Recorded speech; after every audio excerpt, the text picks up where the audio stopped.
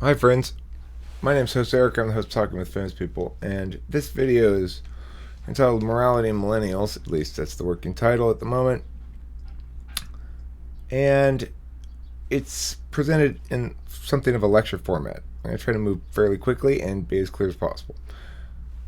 Introduction. This media object, this video you're watching, explicitly targets intellectual/intuitive millennials and purports to provide ideation useful in optimizing the self. I, host Eric, claim to have sufficient understanding of ontological processes to warrant my teaching, quote unquote, the ideas to others. I'll get into why it's important for me to begin this lecture with framing it like that, because that's really what this set of ideation that I'm presenting here is all about. It's about understanding the need to position the self as the core ontological center of understanding, that we can't deal with knowledge simply as objects separate from the self. So why am I beginning this way? Well, it's an issue of inherency and meta-inherency. What's inherency? Inherency is a term of art that we use in debate. I'm a debate coach. It's the state of affairs in which basically means the status of inherentness. Action needs to establish that the action addresses a real problem that will not go away in a reasonable time unless some sort of action is taken. This insistence that a problem both be real and in need of a solution comprises the inherency burden on the advocate. In other words, it doesn't matter how successfully you convince me that you've got the best plan to solve a problem. If the problem will go away on its own for 5 minutes, then the best plan is to do nothing and wait.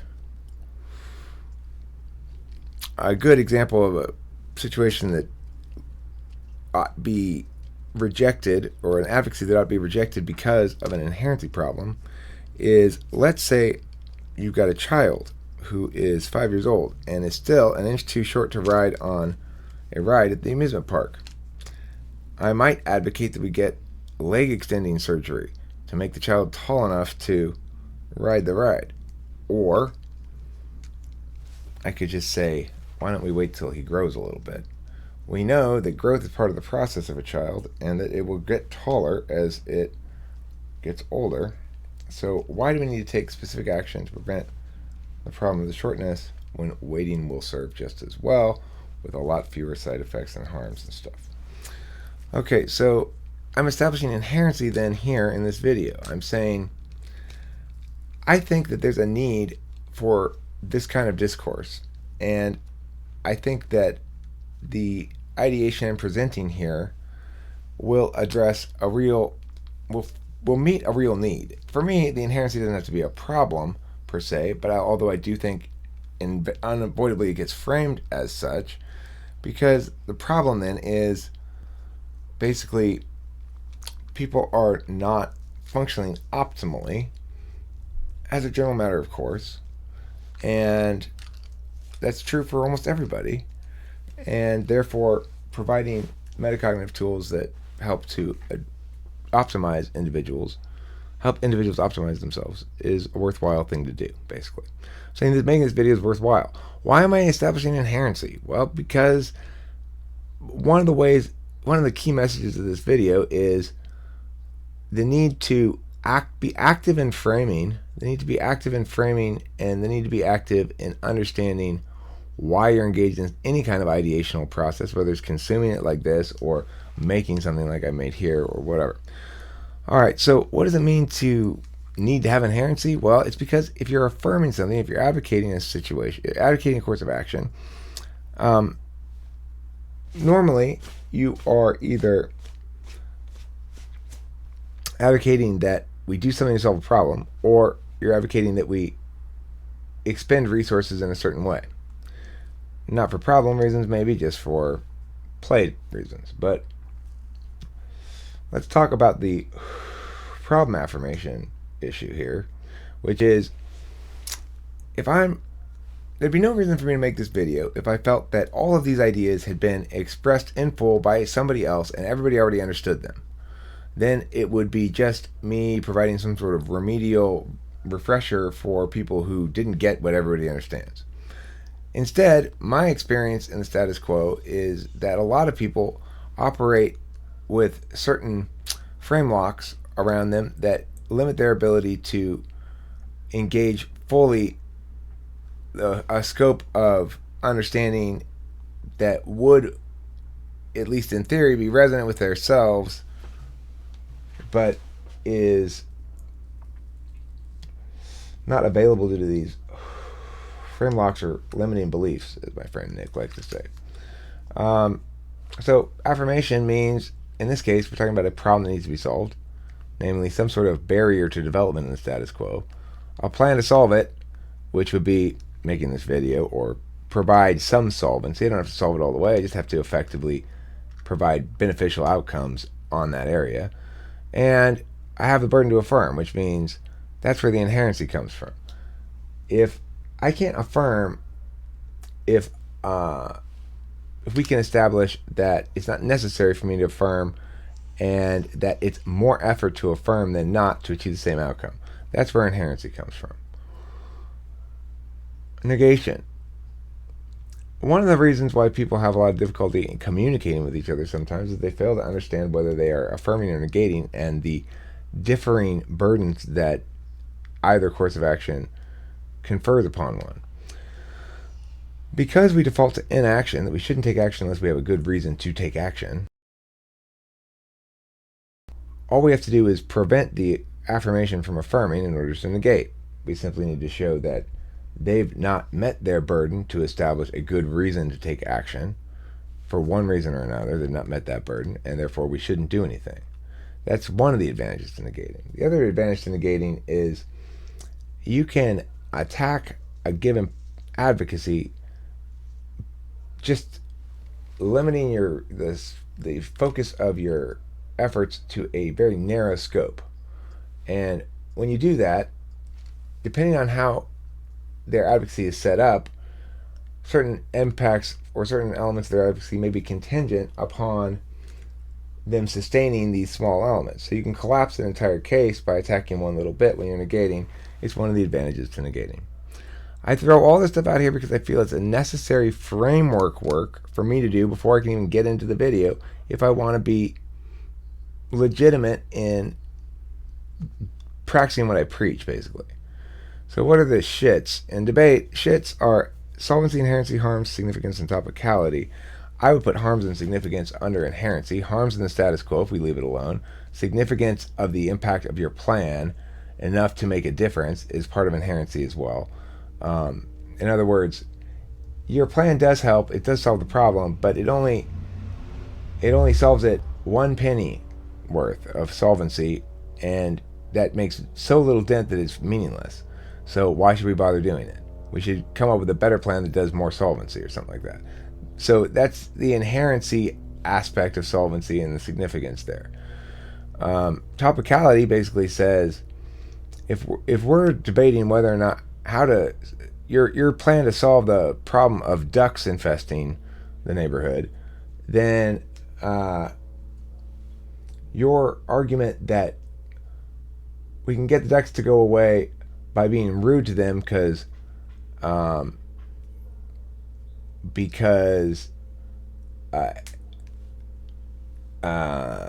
let's say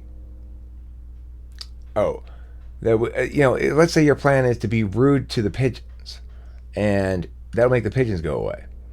Well, that's not topical because our problem is trying to get the ducks to go away. So no matter how successfully you argue that yes, you can get the pigeons to go away with your plan, it's not something we should agree with as a plan to solve the problem that's actually on the table. So that's why topicality is an issue there too. Some people think it's a stock issue, some people think it's not. It doesn't really matter. It's something that gets talked about a lot in the debate round. Solvency is simply the fact that your plan will actually solve the problem. Now, another stock issue that's sort of on the negationary side is not considered a stock issue is disadvantages. The neg stock issue is, here are the disadvantages you're not talking about. Yes, your plan will get rid of the ducks, but it will get rid of all the birds in the county. And the net loss of all the other species of birds doesn't makes it overall not worthwhile. Okay? So that would be a a disadvantages aspect of things that's not in the stock issues or the shits, but is nevertheless a stock issue of sorts, but it's for the neg. Okay, the last bit of this pre-video framing, an underview, we might call it in debate, which is a way to anticipate framing considerations from the viewer, in this instance, in advance, and obviate or make unnecessary to deal with potential problems that would otherwise manifest. So who am I? Bio notes. Well, I'm a debate coach, first and foremost, and that comes through in almost all of my logical kind of content. I do have lots of content that's not ideational like this, but the ideational content tends to be logical models or maps or metamaps, understanding human experience, human existence, and some of the observational data that we encounter in the world. Teaching. I'm also a teacher. Before I was a debate coach, I was an English teacher, and I have a very real respect for the fact that teaching is its own kind of skill. That people think if they understand something really well, they can teach it. No, teaching is a distinct skill that has to be developed over time. I can teach little kids very complicated stuff. It's not everybody can do that. I'm not saying that to brag. I'm just saying teaching is one of those things that people don't get and respect enough. Effective teachers are rare. Most of the teachers your kids will have, if you've got kids, are not going to be good teachers. Very few of them. But when you actually have one who understands what they're there to do, well, you'll note that, oh, I see what he's saying. It's a skill set, and there are very few people who do it well. And the last thing I do is I make media. Whether I make media well or not is another question.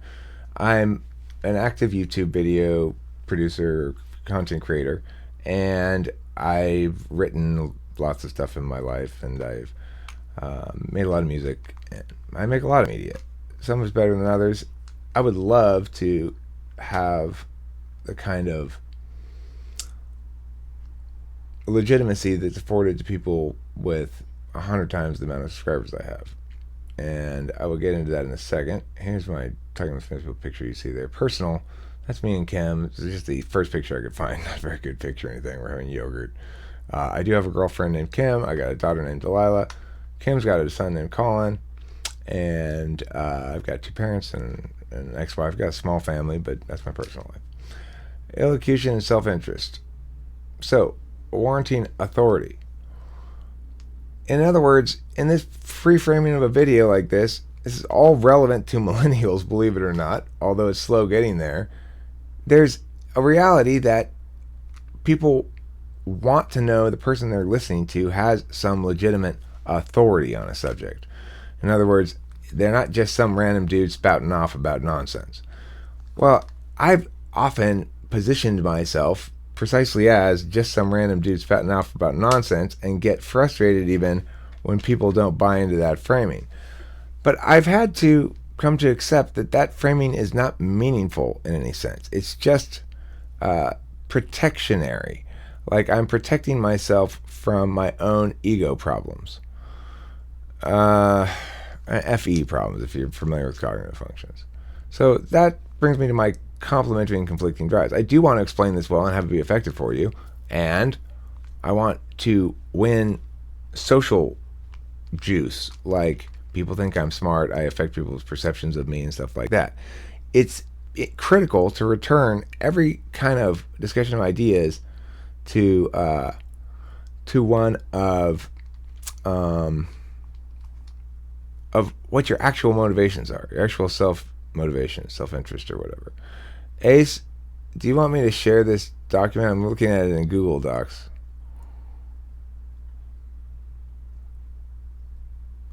Okay, anyway, if this is the first video you ever watched for Talking to Fish People or something, the people in the room here are friends who are part of the larger community here with me, and there's a room that auto-publishes the other room, TwFP2, has a bot in there, so it's a live feed on YouTube all the time, and people hang out there and talk about ideas and stuff. And I do too. Join us and be a famous person. Yeah, so please join us if you feel like it. Anyway, what counts as legitimate around here is another question that is a framework question. It says, what's the criteria? What are the criteria, or what is the criterion by which I ought to judge the success of this video that you're making? And what counts as legitimate as far as I'm concerned, and probably you if you're watching this, if you're still with me, disinterested parsing, figuring out what is correct, or more correct or less correct, or what links or what conflicts or what contradicts, without considering which you'd like to be true. Number two, linkage, which is to say things need to be consistent across links within a given flow, so to speak. And within this video, I need my links to be consistent. I shouldn't say things that contradict themselves within the video. That doesn't mean that I might not say contradictory things in a different video, because I tend to node out my objects in that fashion. And three, argumentational statuses. So if something's been rendered moot, or like, let's say an argument's no longer standing because it's been rebutted, well, then it shouldn't be used for anything again until it's rebuilt, until and unless it's rebuilt. It's basically the rhetorical expression of conditional logic. All right, and now after all of this introduction stuff, let me get down to Jordan B. Peterson, the reason I'm making this video, the reason I'm making it the way I am making it, and the source of this whole event right now is this guy, because in some sense it's Nick. It's Nick and a couple other people have told me, you really need to watch this guy Jordan Peterson, Eric. You really like him. He says a lot of the same things that you say, blah, blah, blah, blah. But Nick came in this morning, and instead of just telling me that I would enjoy his content, which I do, I guess, except we do say a lot of the same things. We do have a very similar understanding of ontology in the world and such. And while it's kind of neat to hear somebody doing the same basic conceptual work or similar, it's not particularly helpful for me to hear it on a content level, but it's extremely helpful for me to see what it looks like when it's done to the effect of generating 500,000 subscribers instead of 2,500 subscribers or whatever it got. So that is extremely interesting to me. And Nick pointed out that he called Jordan B. Peterson maybe the most articulate person on the planet. I said, that's quite a gauntlet you're throwing down there, Nick. But he said, approach it with humility, yada yada yada. It's fine. I watched it. I like it. I'm not threatened by it, but I am impressed with the fact that because he's a college professor, so he comes into YouTube making with a framework already in place of lecturing. So he has lecture notes, and he sits there and he lectures on things, and he's got an idea that is the engine of the video. In his case, in his autoplay video, when you first get to his channel, it is a message to millennials.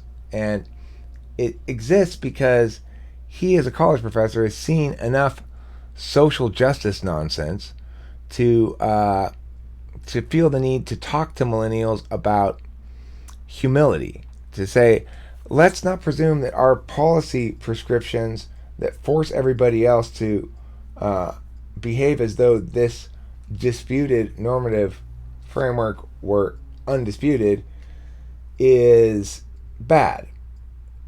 He opposes the political homogenization of college-age students. Certainly I do too. But it's also worth noting, I don't experience that.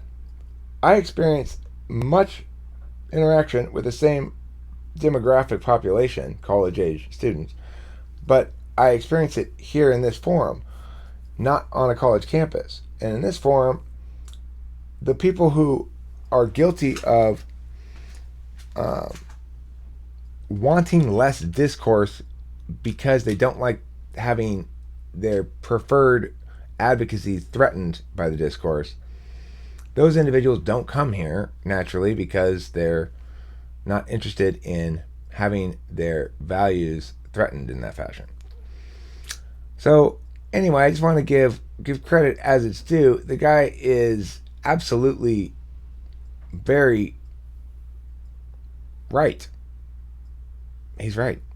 He's right about all kinds of shit. I haven't watched a ton of his videos yet. I just watched this one on Millennials. It's about 30 minutes long.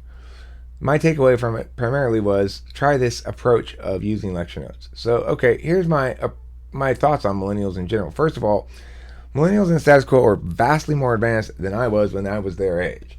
And there's some reasons for that. Our biological growth thing is basically the same.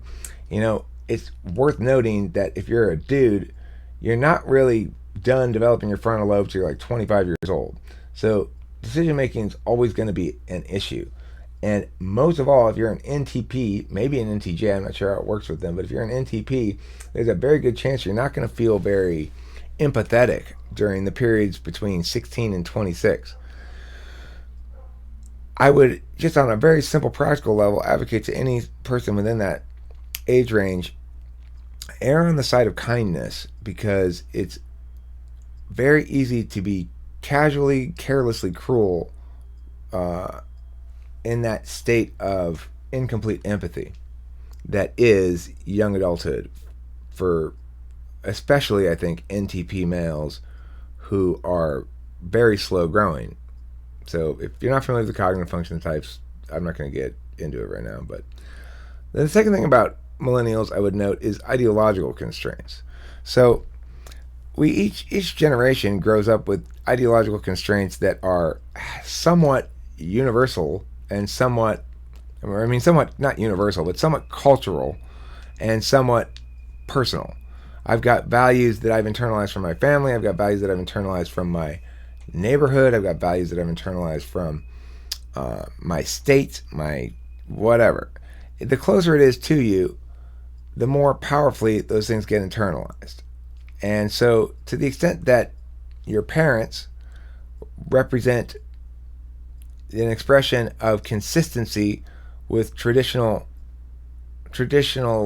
understood values, then you're going to internalize those more. Regardless, it doesn't matter whether they represent traditionally held values or untraditional values or whatever. You're going to internalize more deeply values that you get at home, and most deeply if they're consistent, if you're getting them consistently in multiple forums. So one of the differences between the environment in which I grew up and the ideological constraints that I emerged from adolescence with, and those that millennials typically emerge from adolescence with, is there's much more of a communitarian presumption beneath the millennials' thinking, which is to say, millennials have a better relationship with the group, their larger group of their class, you know, like 8th grade, 9th grade class, you know. But if you think about your sub-generation, it's like your year plus a couple before plus a couple after. That's your little group of like 5 years of people who are growing up approximately the same age in the same cultural environment. It's going to produce many similar valuings. So tolerance is highly valued by millennials in ways that it was not highly valued at all by Generation X. Diversity is seen as a virtue in itself. People are afforded a lot more ontological legitimacy than they ever were when I was a kid.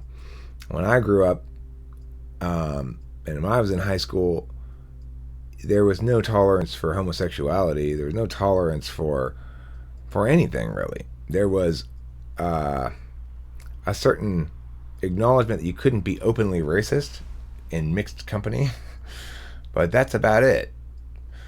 Things have changed dramatically. People are much more accountable for their metaphysical existence, their language making. Another aspect to consider if you're a millennial entering into late 20s, early 30s, or maybe a younger millennial entering into early 20s, mid 20s, is attentional habits will constrain you as well, necessarily.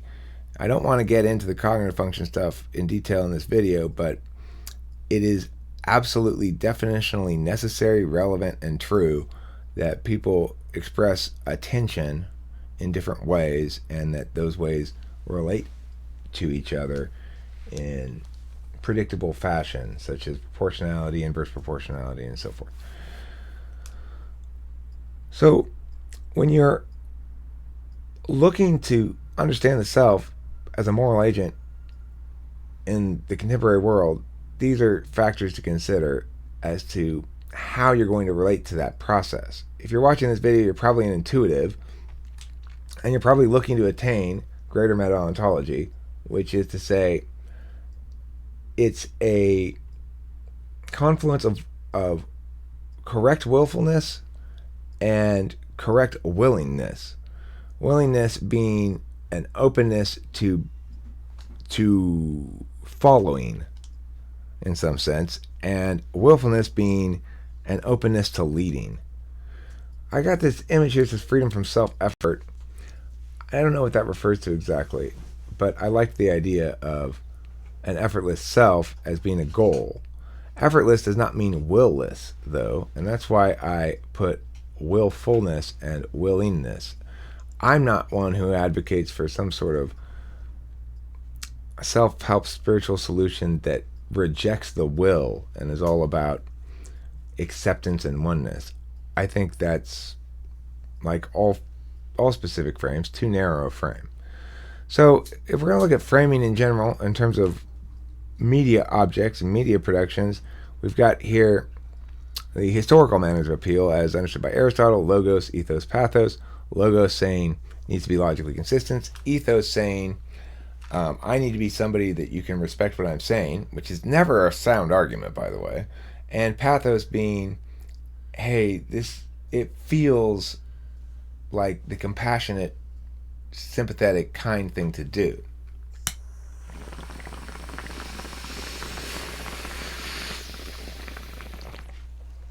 It doesn't reflect any real contemporary understanding of persuasion or rhetoric. Right? Your mic's fucking up, man. Thanks for letting me know.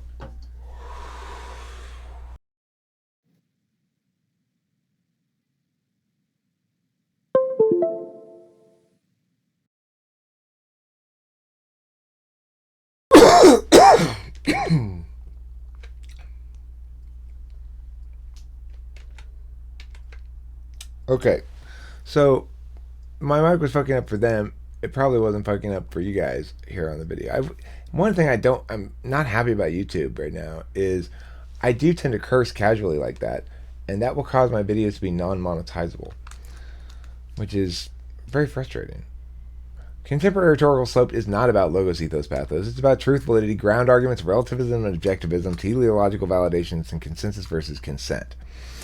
So what that means is we tend to afford a status of true to things that are both valid and withstand scrutiny. To say something's valid means it doesn't have any logical grammar mistakes. If I say either Bob or Mary will go to the store and Bob will not go to the store, it is valid to conclude that Mary will. However, if I say either Bob or Mary will go to the store and either Bob or Mary will not go to the store, it is not valid to conclude that Mary will go to the store, even if it turns out to be true. Next, in terms of understanding how conventional rhetoric works, is ground arguments are key. That's the framing issue. Ground arguments define terms and define the scope of what it is we're attempting to do, and give you a means by which you can evaluate what conclusion is best supported by the rhetorical efforts. Relativism and objectivism, basically, we have to deal with objects when we're talking. I can say, well, we have to respect the fundamental equality of this other culture, for example, and that can be presented as a value to uphold. Okay, but that value itself has to be static and defined because it's presented as a word.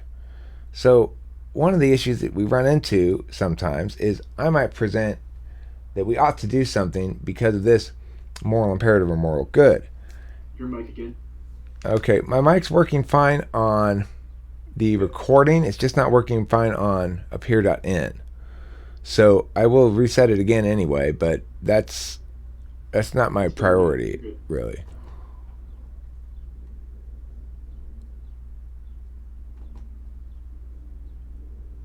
Okay, so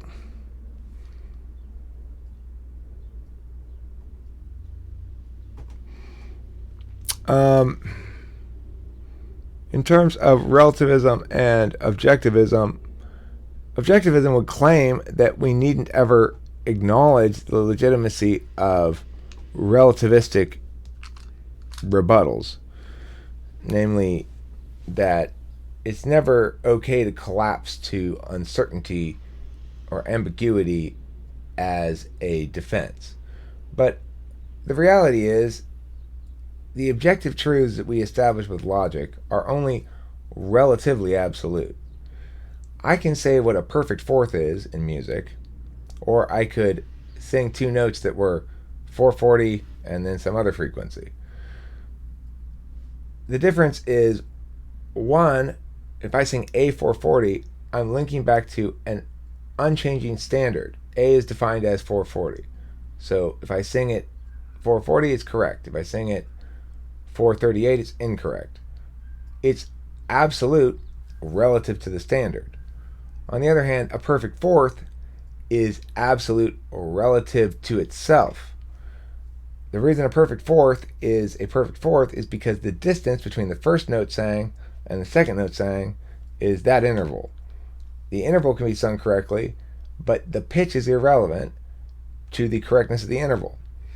I could sing it A450 and still have a perfect fourth is correct, just it's not really A and it's not really whatever a perfect fourth is up from A. So my music theory is pretty poor. Anyway, that's relativism versus objectivism. It's important to note that in all manner of evaluation, one aspect of it is left undefined and one aspect of it is defined. There's a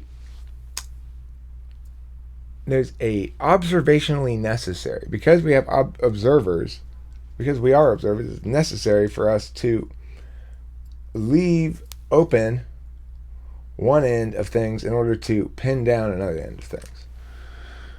It's the core universalist particularist conflict. It says that I don't like your universalism because it produced injustice in this particular instance. Or it says I don't like your particularism because it's not fair to those other people who experienced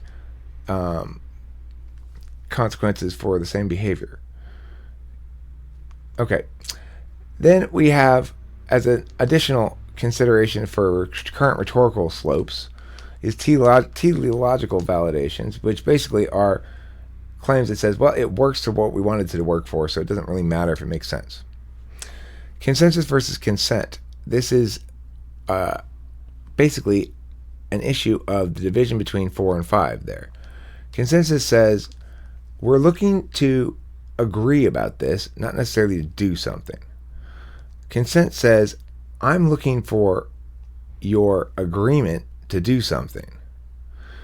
And there's a big difference between those two things, and it causes a lot of difficulty because those who are in the consensus category of personalities will find the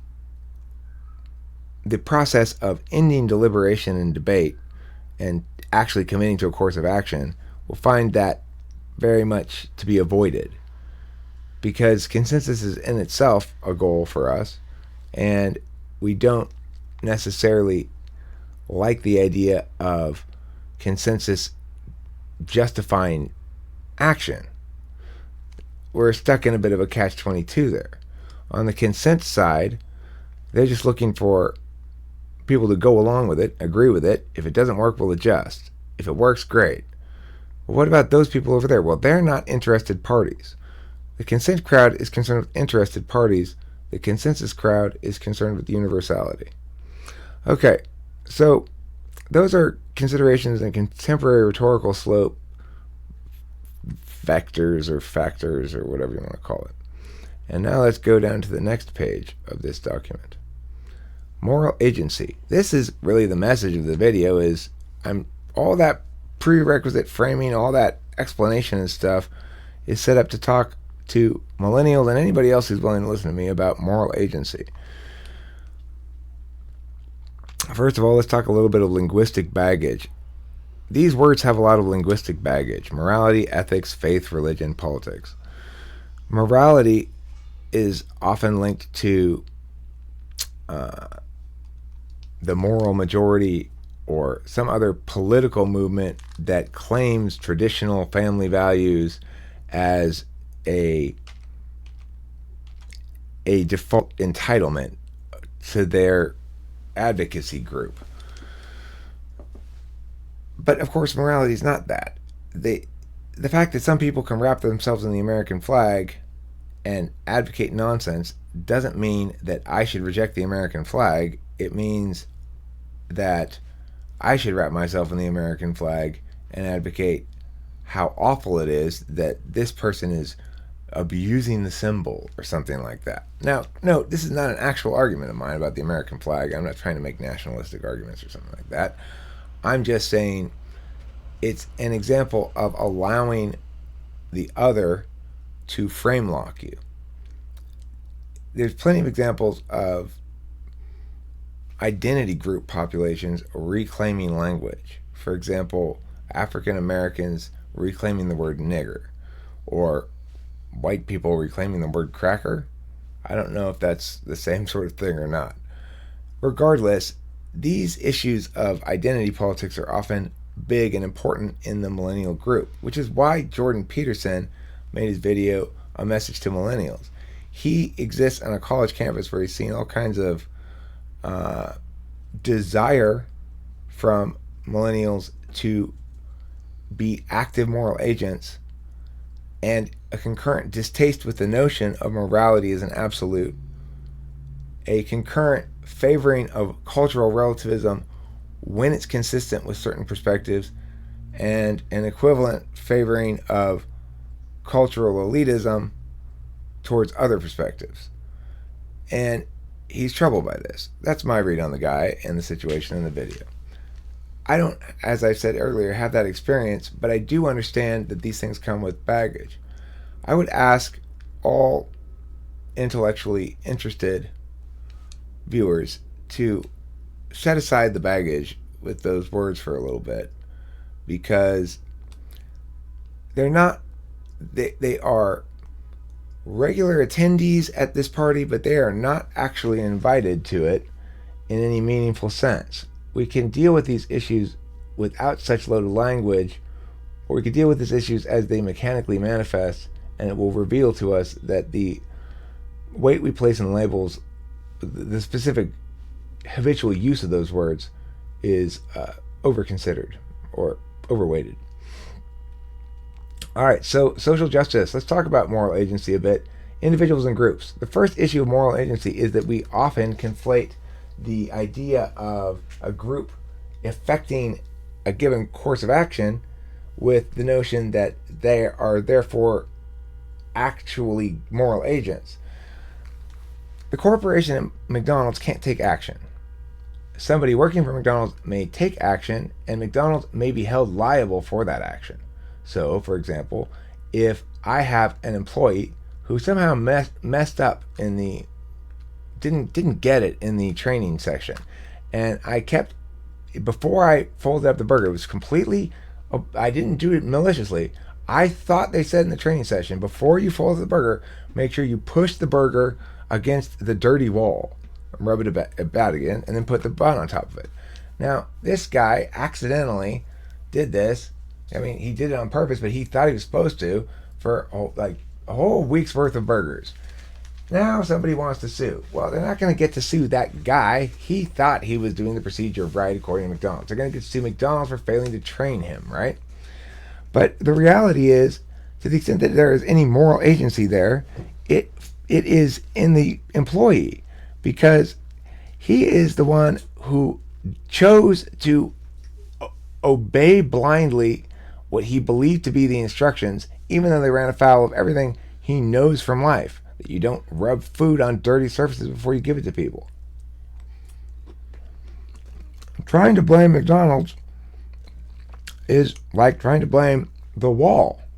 It doesn't make any sense. The only person who can take action is an individual as the only possible possessor of moral agency as a consequence. While wickedness is often committed in the name of a group, it is never committed by a group. There may be a composite event of wickedness that's committed by a whole bunch of individuals working in concert. It's still not committed by a group. The idea of having moral agency means somebody can hold you to account if you do wrong. Even if the only account is to say, that was wrong, that was immoral, and it makes you a bad person unless you reject that approach in the future or agree that that was wrong and that you shouldn't have done that and you've learned something or whatever. There's got to be some sort of redemption aspect to it in order for it to be considered an issue of morality at all.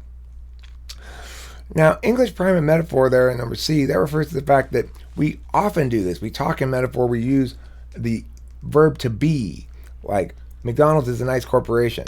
Well, in that instance, we are saying McDonald's equals a nice corporation, but corporations can actually be nice, and things don't equal other things. They just represent other things for the purposes of language.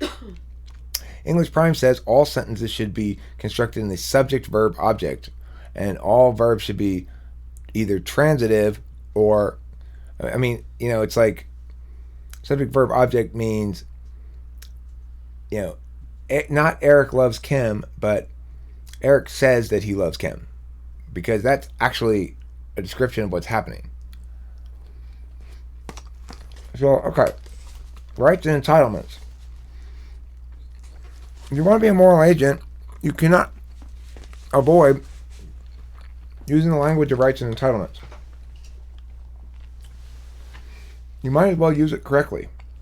A right is that which confers a duty upon another. So, people consistently use the word incorrectly, and they'll say things like, everyone has the right to fresh, clean drinking water. Well, everyone has the right to access fresh, clean drinking water without interference from another, provided lots of things. But it's not true to say that everyone has the right to fresh, clean drinking water, because if that were the case, and I were to die of thirst by sitting in the middle of a room and refusing to get up and get myself a cup of water, then it would mean some other person had violated my rights and killed me. In other words, some other person had murdered me. But nobody has, right? The reason that nobody has murdered me is because I don't have the right to fresh, clean drinking water. I have the right to pursue my own sustenance. That includes getting myself water, getting myself food, etc. I am at the age of consent and beyond the age of consent. I'm over 18. So my rights and responsibilities are fully activated. And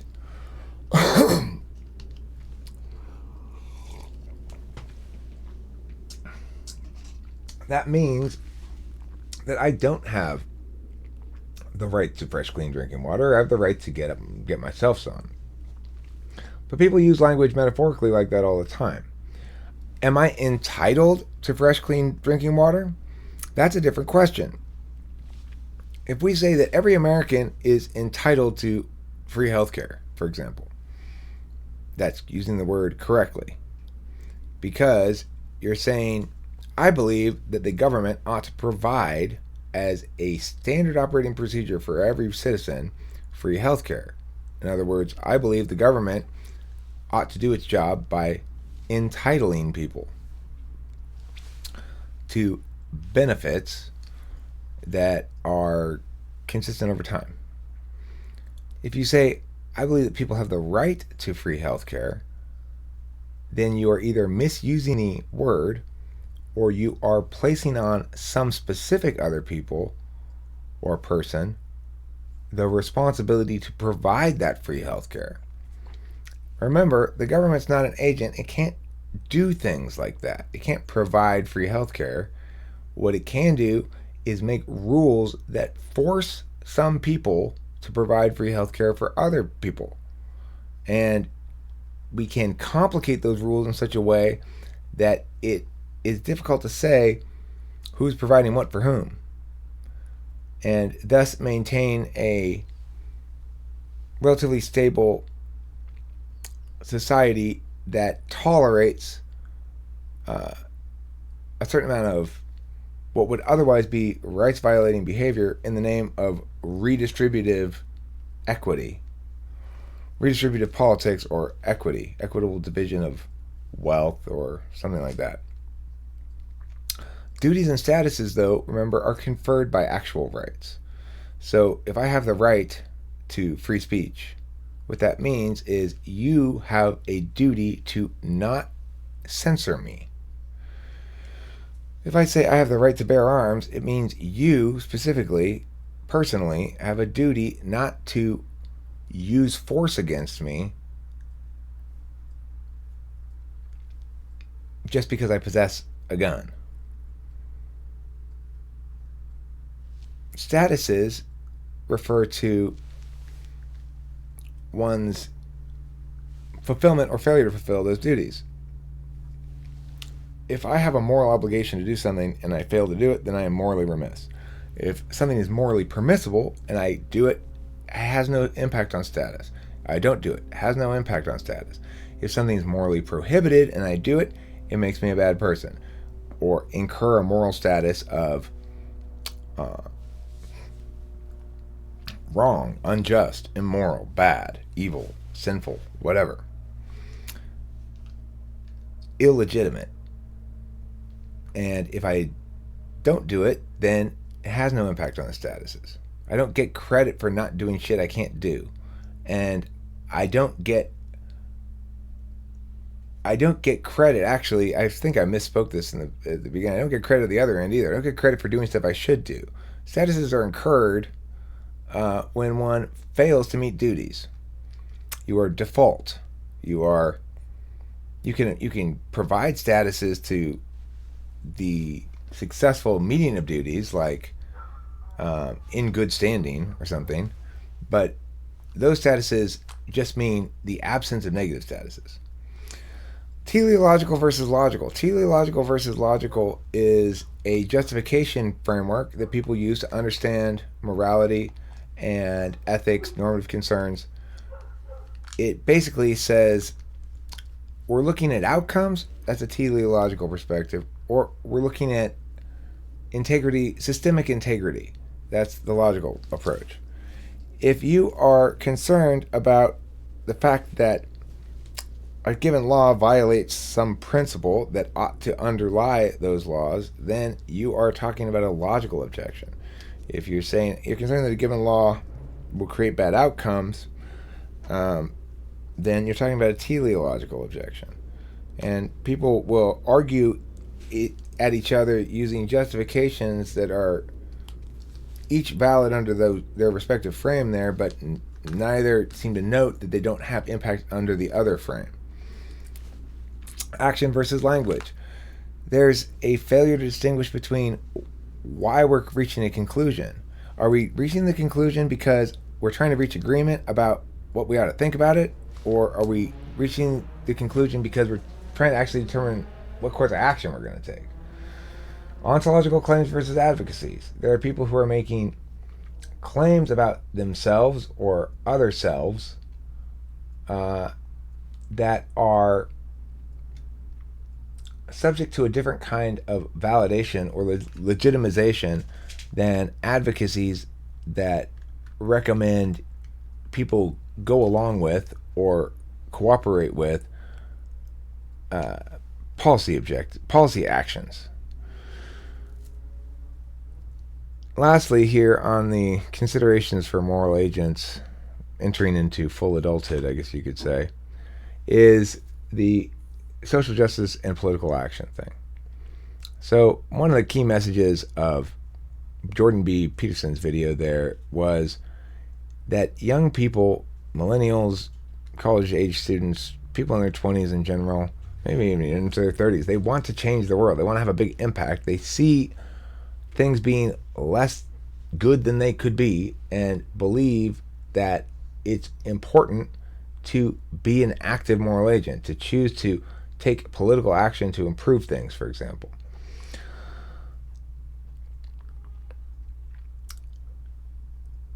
As a debate coach, I often get college student judges for my debaters rounds, especially if I'm working with high school debaters. There are all sorts of arguments that are based on the assumption that the judge shares with you a notion that social justice via anti-capitalist policies is a good thing. That's assumed by a lot of forms of arguments that you can make in rounds. Like, a person might say, we must affirm because the only way to undermine capitalist oppression is blah, blah, blah, blah. It assumes that capitalist oppression is actually a problem, and yeah. It assumes the judge agrees with you. Social justice, as the terms have come to mean, that as a term of art has come to mean issues associated with disenfranchisement and group identity.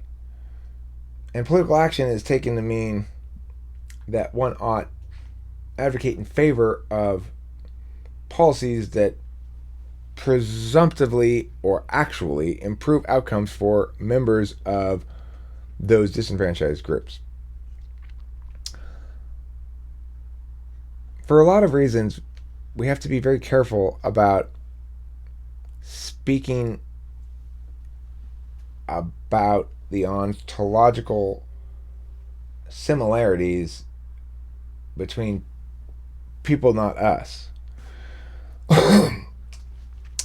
So you might determine that urban African American populations are suffering a certain deprivation compared to urban Caucasian populations. It's important to always remember that nobody is an urban African American. Everybody is a distinct individual. And to the extent that they agree with your identification of them as part of some group, that comprises only a fraction of their ontological whole. It's presumptuous, at the very least, and something akin to ontological violence at the worst, to reduce others to members of a group because of a noted comparative deprivation in terms of wealth or material goods or things like that. No matter what population you're talking about, if you're advocating on their behalf and you're not a member of that population, you don't self-identify as one, then right off the bat, you've got an issue of why is it left up to this outsider to advocate on behalf of this group? But second of all, even if you are a member of that group, make sure you define very clearly exactly what each member of that group must be in order to qualify as a member of the group. Comment real quick? Set the necessary conditions, okay? Not necessarily the sufficient ones, but the necessary ones. Yeah, go ahead, not host Mark.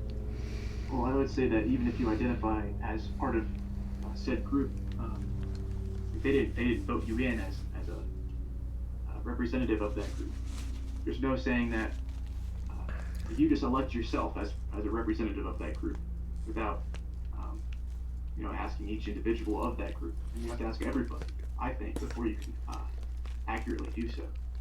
Well, that's why I'm saying define it very carefully what you must at least be to be considered a member of the group. The necessary conditions for group membership. I think to the extent you're honestly engaging that question, you'll start to realize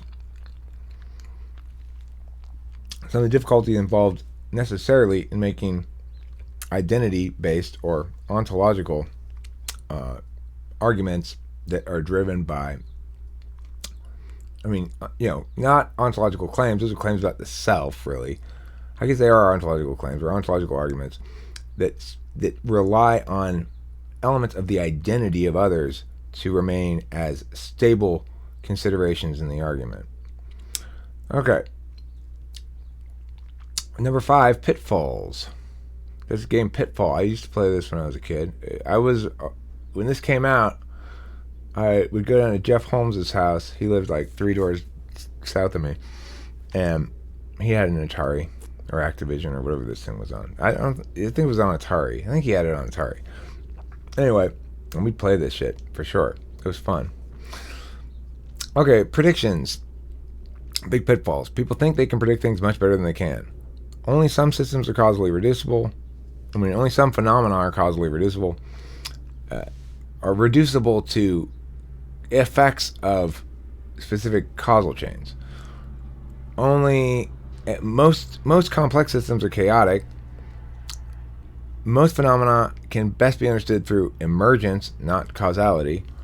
And the reality is, we can only predict some of the consequences of action we take. And the less consensual the action is, the stronger the response, the greater the impact.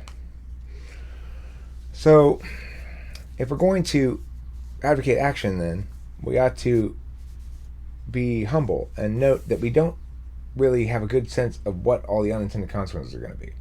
We should be cautious and err on the side of inaction in general. Consider that possibility. Frame locks. These are things that cause people to be unable to recognize the value in a more complete understanding. Jurisdictional ones. Well, this is my job. This is what I'm supposed to do. This is what it says in the manual to do. I'm going to just do that. So I don't want to talk about it. This is my jurisdiction, not yours. We need to talk about what I'm doing in my jurisdiction. That's jurisdictional frame lock. Criterial frame lock but that's not how you measure my job performance. I don't care if I'm rude or not. The point is, did I fix your fucking TV or not? Yes, I fixed it. Is it better than new? Yeah, it's totally great. I'm an excellent repairman. Deal with my rudeness. But I actually want to have a polite repairman come to my house. It's a criteria problem, right? You're criterion locked if you refuse to acknowledge the legitimacy of the criterias of others as possible ways to evaluate legitimacy. It could be juxtapositional. So you could be frame locked in the sense that, well, I'm not going to go with that because that's what conservatives do. Those conservatives. I mean, of course I'm opposed to that. Well, because all these conservatives are in favor of it, and I don't like conservatives. Not juxtapositional. Loyalty is, I don't want to hear about it because I'm going along with Joe. I like Joe. Those are different ways to be frame locked. Conflations, things that people often conflate or get mixed up for each other. Effort and efficacy are different virtues.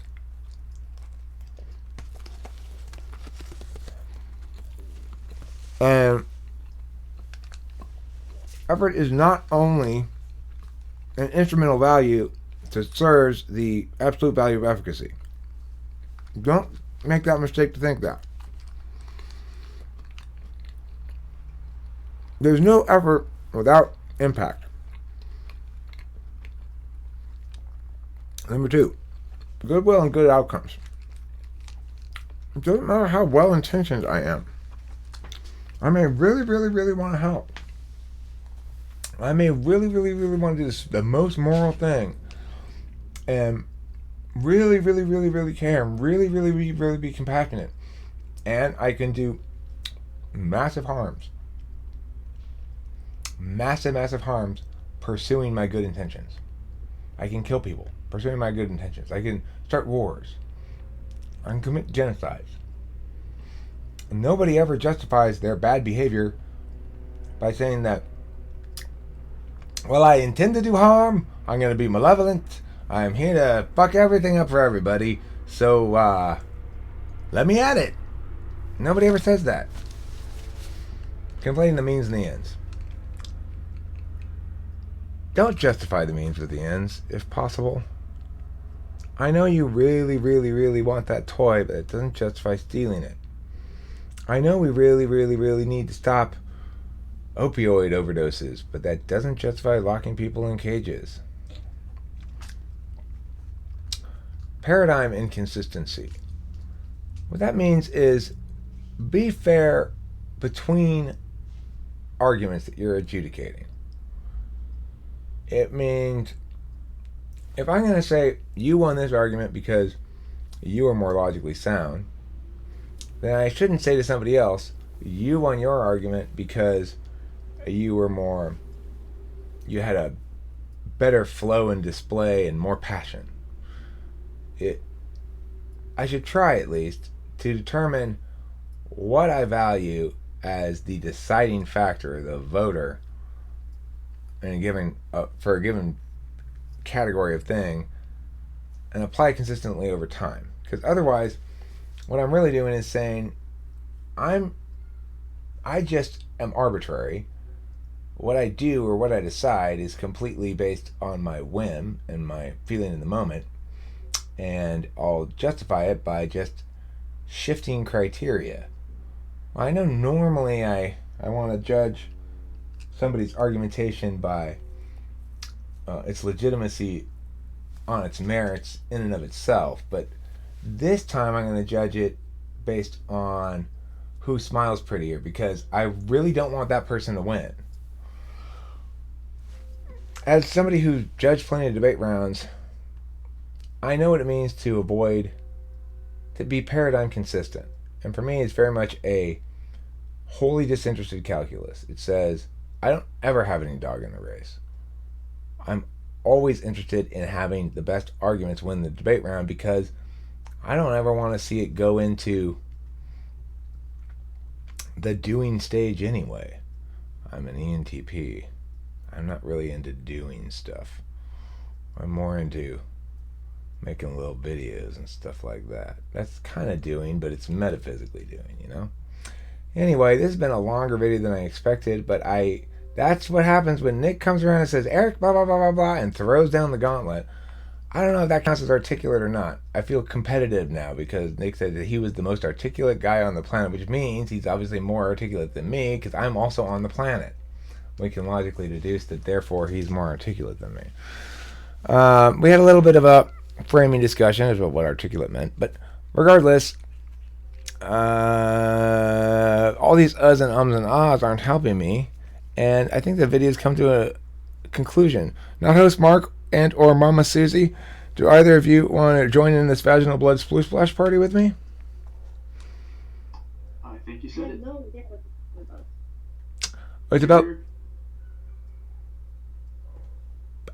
It's about vaginal blood sploosh splash party, Susie. Is there more sploosh or splash?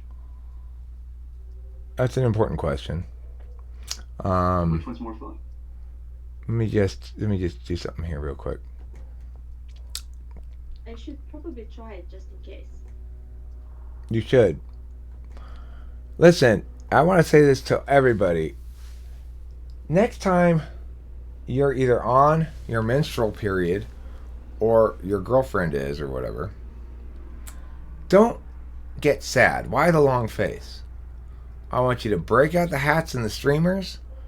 I want you to break out those things that go boo and it shoots out the thing. And I want you to have yourself a vaginal blood sploosh splash party. Or you buy yourself a flashlight and shut the fuck up. A flashlight? Flashlight.